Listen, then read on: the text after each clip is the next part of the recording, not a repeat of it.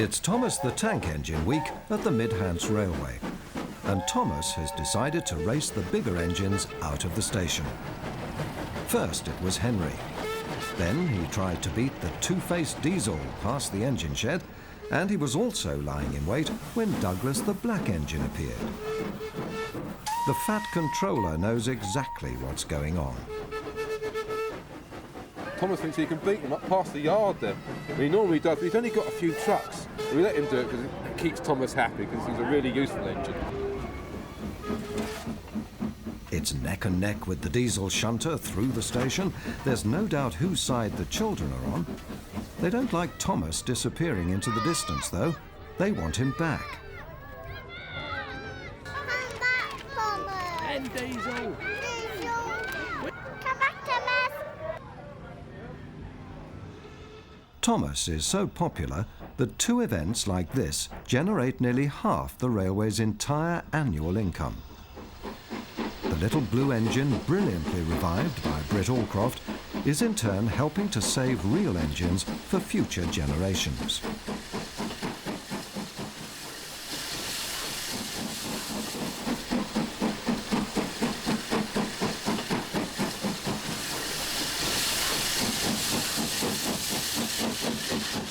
What the crowds don't see is the behind-the-scenes juggling act that keeps the whole operation on the rails.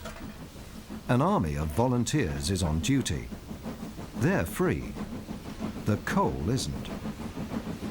We estimate that on the Mid-Hants, a locomotive costs £300 a day to run. Our coal bill for the week will be something in the order of £10,000. To put an engine back into steam for the first time after it's been rescued from a scrapyard, you're probably talking in the order of anything up to £250,000. It's that expensive. As if to emphasise the point, James the Red Engine is feeling poorly. It's no joke. His boiler's had it. And this will be his last run, possibly for years. The Fat Controller wonders where James has got to, as he limps back to the engine shed, where the repair bill is assessed at £60,000. All the crowd see is a cloud of steam in the distance. The railway people put a brave face on it and skillfully juggle the timetable so that their young passengers aren't disappointed. The next train to depart from platform number 1 will be the Alton service. This service will call at Bedstead and Cormac, Knowlton. Bedstead and Cormac, Knowlton. This will be the 12:13 service to Alton from platform number 1. There you are. You wait there. Come on then. Come on. Well done. There you are. Well done. There you are. Look at that. Getting helped up with a Fat Control. How about that? People have come from all over the world. Well, we've just come back from Hong Kong. I've been away for 20 years, so I've just come back. I've only been back a week in England, so it's absolutely fabulous for us. And we've seen Thomas on the television in Hong Kong and in Thailand and various other places, so it's been great to see it. Who do you like best out of Thomas and the Diesel? James. James. Yeah. There's an underlying sense of comedy which isn't lost on the parents. Ladies and gentlemen, I'd like to make a quick apology on behalf of the railway. Due to the wrong kind of cloud this afternoon, the sun isn't shining. It's a laugh a minute when Thomas the Tank Engine tries to master those troublesome trucks. His kindly bearded driver doesn't appear to notice that two of them have escaped. The children soon warn him, and Thomas is off in hot pursuit of the ill-mannered rolling stock.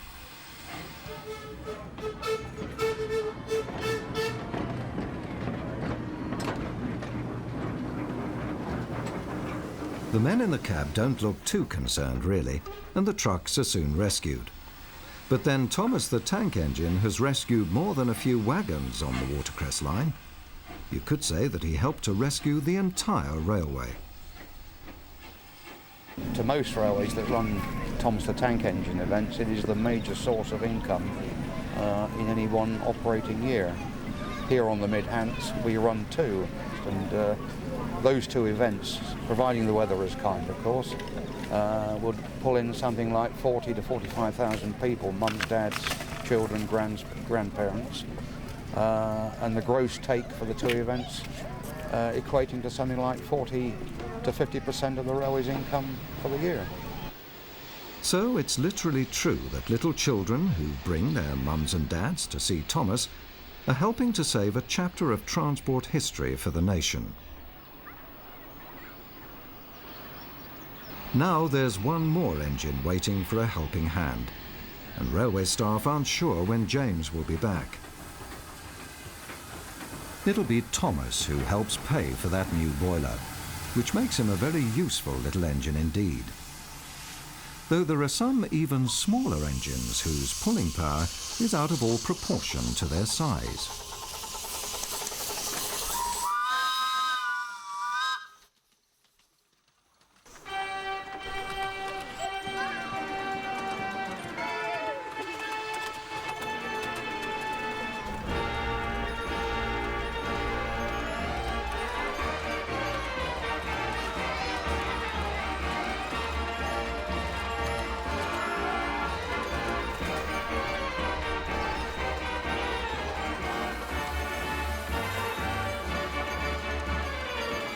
Everybody loves a railway, of course they do. Even people who say, no, I don't like railways, I don't want to go there.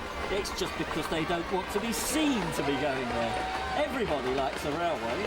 I don't really know anybody that doesn't, not really. The Moors Valley Railway near Ringwood is a tiddler. The gap between the tracks is 1/8 the size of a normal railway, but it's got a big heart, and it's run by a very fit controller. I realised that really what I would really like to do is have a railway of my own that I could control things and make things happen the way I perceived that I thought they should happen. It's all very well a railway being run by a committee, but you end up with committee decisions.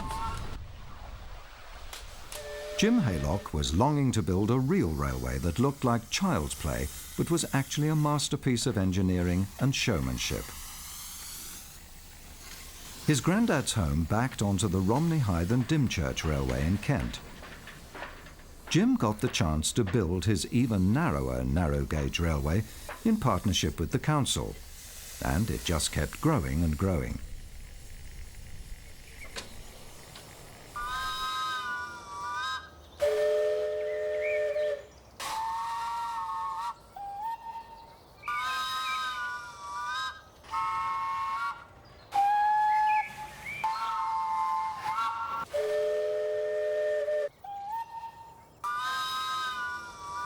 And if you think there's enough locomotives here, there are a lot more to follow. Another 3 miniature masterpieces are under construction in Jim's workshop. If you can make, which is really the only area we can work on, make it easy to maintain, so we've put Seal for Life ball races with seals on and everything.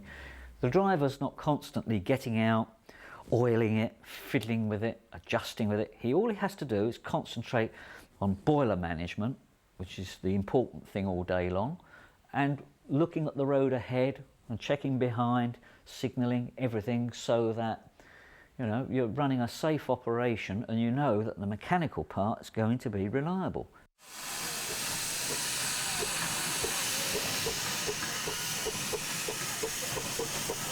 The resplendent blue engine Pioneer has been chosen to haul the Midday Limited, which is the most important train of the week.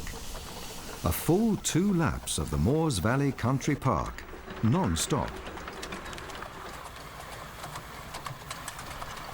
We actually built a railway at a place called Tuctonia first, and we learnt an awful lot of things what not to do there. And then when the opportunity presented itself by what was Wimborne District Council, which is now East Dorset District Council, it gave us the opportunity to really do a railway that looked like a railway, felt like a railway, and was how people expected a railway to look when they came to it. So in that case you want all the structures You actually need the fencing, although the fencing's there to keep people out. It needs to be there because it contains the railway. We've got twists, turns, it's ducking, diving, weaving, there are tunnels, cuttings, things happening all the time, because at the end of the day, everybody gets bored with sitting just looking at the same thing. So we're going underneath a footbridge, there's level crossing gates, we're coming towards a tunnel. There are things one after the other. It's like giveaways all the time. Here it is, more and more and more, and people feel more and more excited. Hear all the screams. I mean, at times you think, I must be riding on a white knuckle ride.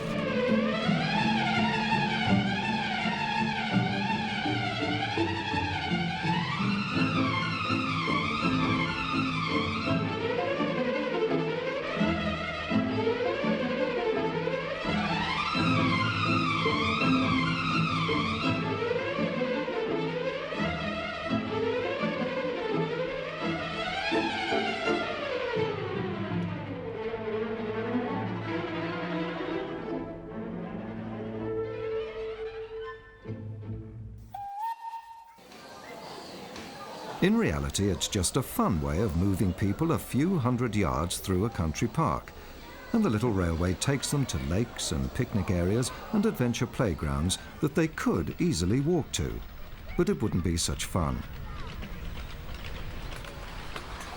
The man who runs the railway is delighted when people really enjoy their day out, but he rather doubts if they're having as much fun as he is with his little steam trains. I don't mind them not knowing that I actually own the railway. I think that's wonderful because you can mix in with them, listen to what they're saying, and they don't know who you are. Makes it so much nicer because they then become more natural, more relaxed. They've got no idea. And I'm having more fun than they're having, actually. This is one steam railway whose scale comes as a shock to many visitors. I think a lot of people tend to think that it's just going to be another railway. And then they come in and they find that it's not. It's a lot smaller, but it does exactly the same job as a full-size railway. They can't quite get around the idea that children go to school and go home on it. They can't quite get the idea that we have shareholders and others who actually catch the train to go shopping in Hythe instead of getting on the bus.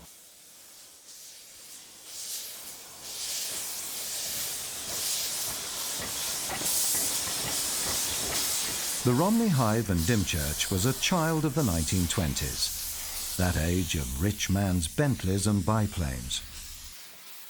It was a millionaire's toy, really. That was the thing about it. Captain Howie, the man with all the money, he inherited 2 part-built locomotives after a friend of his died, had them completed, then asked Henry Greenley, who designed the engines, to find somewhere to run them. Howie's only request was that it should be sort of fairly flat so that he could run the engines at some speed. They're powerful engines, they go quite nicely, and there are stories of Howie and Seagrave, another great racing driver, racing trains side by side through the marsh. No passengers, of course. Well, so we're told.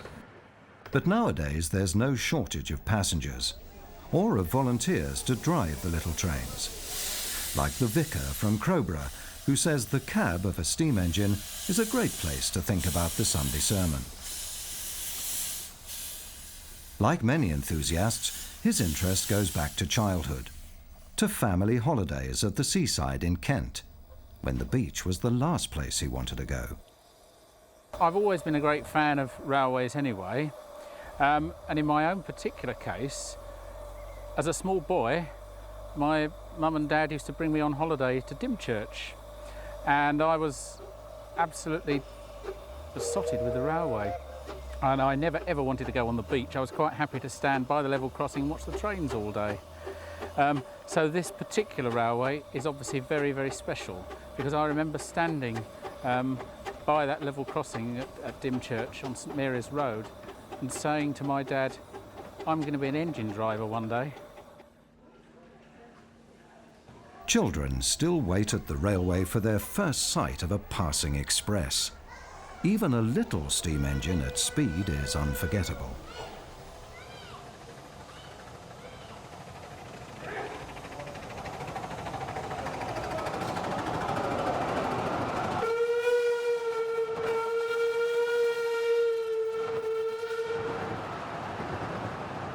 I sometimes refer to it as the longest fairground ride on the south coast. It's a bit like the go-kart effect, you know, you get your backside closer to the ground. When you're doing 25 mile an hour, it seems like you're doing 75. It's one of the great eccentricities, really. It's a tiny train that takes people and does exactly the same job as the large one.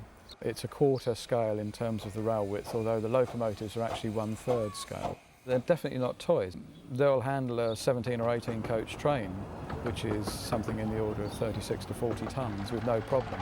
And if you add their own weight, which is another 8.5 tonnes, they're certainly not toys.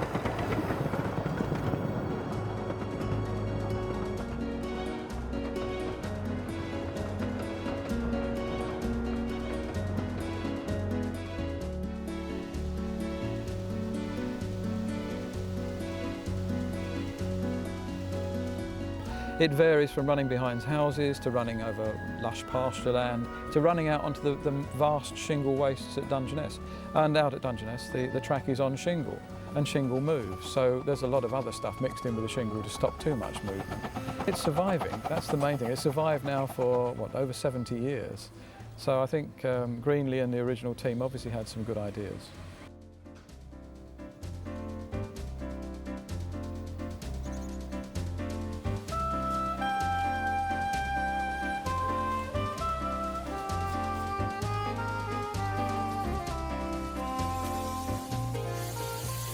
At the end of the day, the engines are cleaned the same way they always have been.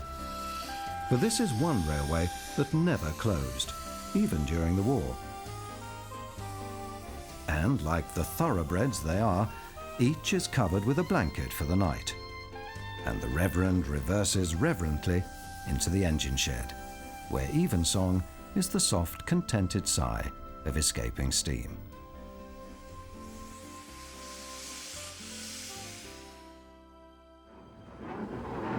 Not all steam engines have lived in luxury. Across in Sussex are some working-class characters that have had it rough. 100 years ago, the muscle of the Industrial Revolution was steam, often in the shape of narrow-gauge tank engines that wobbled around on temporary tracks in places like this timber yard. The crane that loaded them would have been steam-driven as well, probably fueled by bits of wood scavenged from around the yard.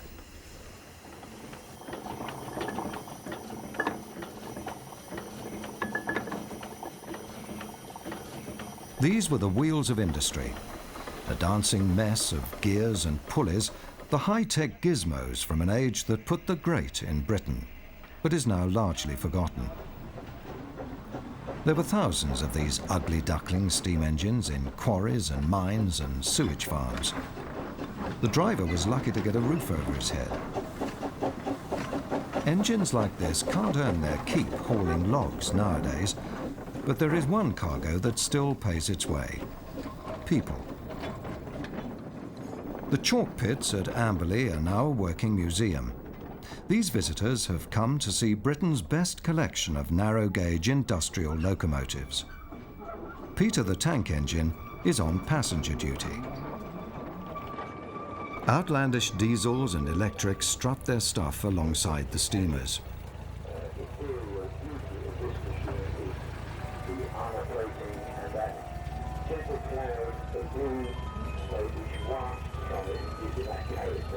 They were essential for moving anything heavy that you wanted moving. Nowadays you would use a conveyor belt, you would use dump trucks, you would use large lorries, but they didn't exist at the time, and the roads to run them on didn't exist. So you had narrow gauge railways, and you either set them down on a permanent basis to take slate away from a quarry, for instance, down to a harbour, or you had them as a temporary basis where you just threw the track down on the ground when you were building a roadway or something like that.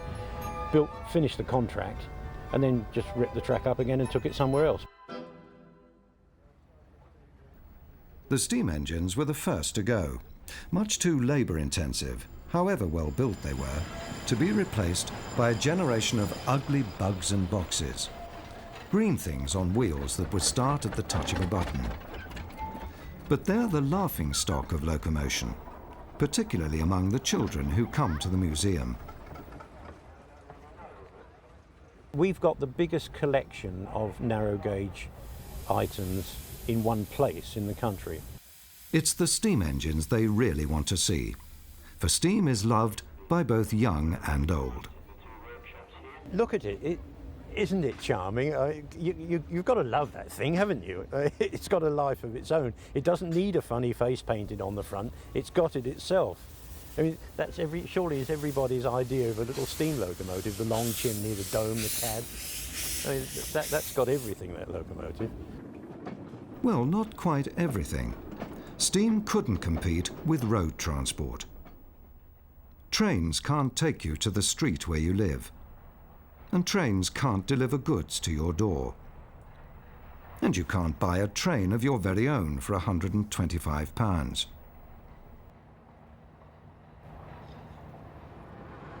And so we ended up with public transport that looked like this trammo car. And off we went in search of progress, leaving all those little steam engines behind.